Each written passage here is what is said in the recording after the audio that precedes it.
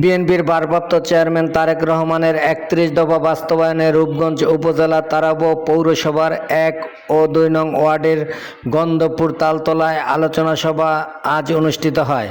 নারায়ণগঞ্জ জেলা বিএনপির যুগ্ম আহ্বায়ক মোস্তাফিজুর রহমান দীপু ভূঁইয়ার পক্ষ থেকে তারাব পৌরসভার স্বেচ্ছাসেবক দলের সাবেক সভাপতি এস.কে শাহীন প্রধানের নেতৃত্বে কয়েক হাজার চারা গাছ সাধারণ মানুষের মধ্যে বিতরণ করেন ও বৃক্ষরোপণ কর্মসূচির উদ্বোধন করেন।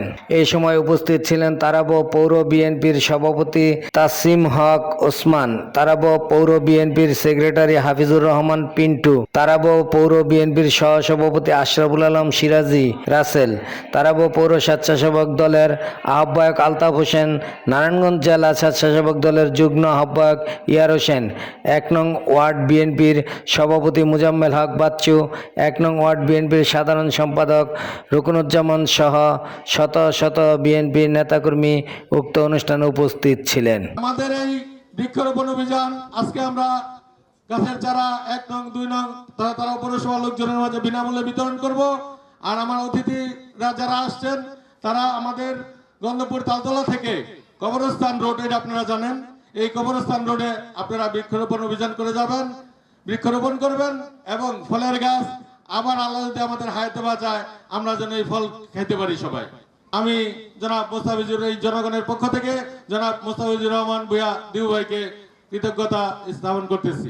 জনাব তারেক রহমানের যে ৩১ দফা কর্মসূচি দিয়েছে, সেই কর্মসূচি বাস্তবায়নে ৩১ দফার মধ্যে এই গাছ লাগান জীবন বাঁচান, গাছ লাগান পরিবেশ বাঁচান, এই কর্মসূচি আছে।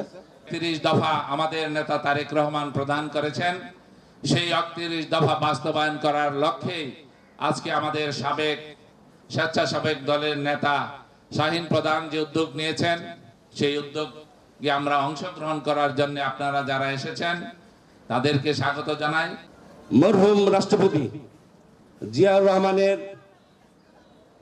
জীবন দশায় যে সমস্ত উন্নয়ন কর্মসূচি উনি হাতে নিয়েছিলেন, এই দেশ গড়ার লক্ষ্যে, উন্নত বাংলাদেশ গড়ার লক্ষ্যে, তার মধ্যে অন্যতম ছিল এই বৃক্ষরোপণ কর্মসূচি।